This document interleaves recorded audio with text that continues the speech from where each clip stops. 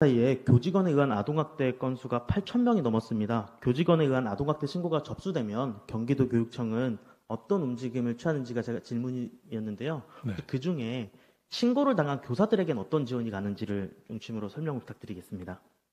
신고를 당한 교사요. 네. 그러니까 아동을 학대했다고 신고당한 교사요. 예. 우선 이제 사실관계도 좀 필요하고 하기 때문에 제일 중요한 거는 우선 교사를 면담하고 이제 그거에 대해서는 만약에 이 교사를 면담했는데 그런 징후가 확실히 있었다 그러면 여러 가지 이제 이 학생하고 분리를 해야 되지 않습니까? 그런 측면에서의 예를 들면 뭐 수업을 교체한다거나 아니면은 만약 담임의 경우에는 담임에 대해서 뭐 조금 교체를 한다거나 하는 거 생각할 수 있는데 아직까지 그런 사례는 없었습니다. 네. 예. 근데 행동 요령으로는 그런 것들이 현재 지금 2023년도 아동학대 예방 및 대처 요령 교육부문 가이드북에 돼 있기 때문에 되게 그거를 준칙으로 해서 하는 것으로 좀 시달이 돼 있습니다. 시간 관계상 교육감님 사전에 제출해 주신 답변 요지서를 바탕으로 질문을 드리겠습니다. 교권보호지원센터가 있다는 걸 아마 아실 겁니다. 교권지원보호센터는 보통 어떤 인력들이 근무하나요? 교권보호지원센터요. 교권보호지원센터에는 이제 전담 변호사나 뭐 주로 이제 변호사가 중심이 될 텐데 이 교권에 대해서 좀 자문해 줄 수 있는 주로 인력입니다만 주로 변호사들이 많이 있습니다. 네, 제가 알아봤을 때는 뭐 장학사님도 계시고 주무관님들도 계시고 그렇죠. 변호사들이 그런 있다고 경우도 들었습니다.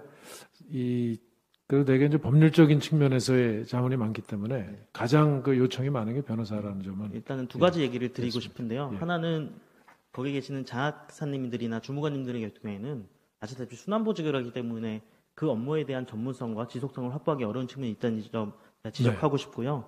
질문이 이제 하나가 있습니다. 교권보호지원센터 변호사님께서 경찰 조사나 검찰 조사에 동행하십니까? 정확히 어떤 거요? 검찰 조사나 경찰 조사에 동행하시는지 물었습니다. 동행이요? 네. 동행. 지금까지 아마 조사에 동행한 사례는 그렇게 지금 제가 목을 받지 못했는데 해야 된다고 생각합니다. 앞으로. 앞으로는 이제 교권보호지원센터의 변호사들이 경찰 조사나 검찰 조사에 변호사가 동행해서 조력을 해야 된다고 생각합니다. 감사합니다. 화해중재단이 현재 운영되고 있습니다. 교사들이 화해중재 신청을 하기도 하나요? 교사들이요? 네. 교사들이 화해중재단에 신청했던 사례는 지금 보고받지 못했는데요.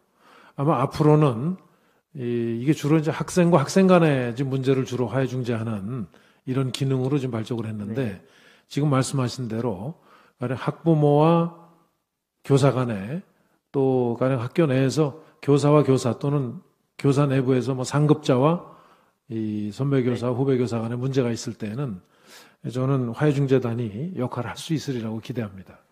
제가 파악한 바로는 고양거점센터 한 곳만 제가 들었는데요. 교사 화해중재 신청이 없다고 합니다. 교사들이 지금까지 필요로 하는 것은 밀착 지원인데 교권보호지원센터에서 이런 우려들을 하시는 분이 있습니다. 이제 사실상 사건을 이제 마무리할 것을 종용하거나 하는 것이 아닌가라는 우려들을 하시는 분들이 있다는 걸 제가 전해드리고요. 제가 판단하기엔 교권지원센터의 기능이 좀 의미를 잃어가고 있다. 지금 교사들로부터 신뢰를 받지 못하는 교권보호지원센터가 어떤 의미가 있나 이런 아쉬움이 있습니다. 이럴 바에는 교권보호지원센터를 관련된 업무를 중점적으로 시행할 수 있는 뭐 권익공무원을 할 수 있는 기관들이나 아니면 교원단체 등에 위탁해서 업무의 지속성이나 전문성을 확보를 하고 사실 저는 교육청으로부터 독립된 기관이 교권보호 업무를 적극적으로 할 수 있게끔 유도하는 게 필요하다고 생각을 합니다. 왜냐하면 아시다시피 지금 이런 제가 아까 언급했던 사건들 같은 경우는 학부모, 학생들과 교사들 간의 갈등이 생겼을 때 교육청에서 공적으로 이제 교사들을 지원을 하는 것에 대해서 많은 도민들이나 학생들 그리고 학부모님도 우려하실 수 있다고 생각합니다.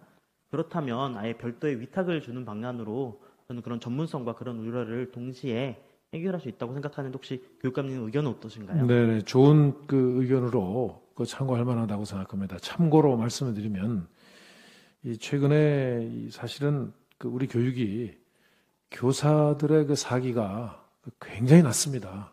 여러 가지 면에서. 그래서 교대 학생들을 혹은 현직 교사들을 상대로 조사한 바에 의하면 20% 정도 외에는 교사를 다시는 택하고 싶지 않다. 저는 이런 상태로 대해서는 대한민국의 미래가 정말 밝지 않다고 생각합니다. 그래서 이 부분에 대해서는 확실하게 실질적으로 교사들이 이제 좀 그 학생들 지도에 충분히 이렇게 할 수 있도록 하는 여러 가지 제도적 장치나 이런 보호 장치를 마련하려고 합니다. 지원 장치를. 그래서 교사들에 대해서 실질적으로 도움이 될 수 있는 장치를 마련하려고 하고 교육부에서도 참고로 이 점에 대해서는 지금 있습니다. 지금 그 준비하고 있습니다. 아마 곧 아마 그 준비된 내용들이 발표될 것으로 기대합니다. 제 친구들 중에 초등교사 1명, 중등교사 1명 있습니다. 그 친구들이 공통적으로 하는 얘기들이 이제 다시는 이 일을 내가 왜 선택했을까? 이 일을 선택하지 않겠다라는 그 20%에 들어가지 않았나. 맞습니다. 싶습니다. 그래서 그 목적 자체가 사실 여러 이유가 있겠지만 저는 이른바 교사 집단들 간의 갈등도 충분히 있다고 생각을 합니다. 예를 들자면 관리자 교사들과 혹은 일선 교사들의 갈등 이런 것들이 있다고 생각해서 이런 문제도 저는 교육청에서 많은 노력을 하고 있다는 걸 인지하고는 있지만 그것을 과연 현장에서 어떻게 적용되고 받아들이고 있는지는 저는 좀 더 파악해 주시고 준비해 주시기를 부탁드리겠습니다. 네네, 알겠습니다. 예.